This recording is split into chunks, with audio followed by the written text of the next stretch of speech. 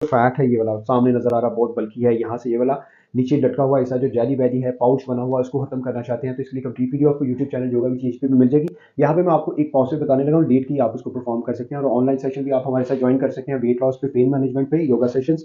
सो उसके लिए नंबर ये चल रहे हैं, आप यहाँ पे कॉन्टैक्ट कर सकते हैं। आपने इस तरीके से ऐसे यहाँ पे देखना है और लेट के आपने थोड़ा सा अपना सर यहाँ पे ऐसे उठाना है, यहाँ पे ये दोनों घुटने इस तरीके से होंगे और आपने अपोजिट अपना एल्बो और अपोजिट अपना घुटना साथ लाने की कोशिश करनी है। स्टार्टिंग में आप इस तरीके से कर सकते हैं और पाँव को आपने नीचे नहीं जाने देना, यानी जमीन पे नहीं, आपने टांग को दोबारा रखना। यहाँ पे इस तरीके से 1 2 3 4 इस तरीके से आप इसके 20 रेप्स कर सकते हैं, 20/2 कर सकते हैं, 20/3 कर सकते हैं, 20/4 कर सकते हैं। आपकी अपनी इसमें एफर्ट्स हैं कि आप कितनी ज़्यादा करते हो। तो आप देखोगे 10-15 दिन के अंदर पहले दिनों में आपको बहुत ज़्यादा यहाँ पे सेंसेशन और बर्निंग स्टार्ट हो जाएगी जो आपके कैलोरीज को बर्न करेगी।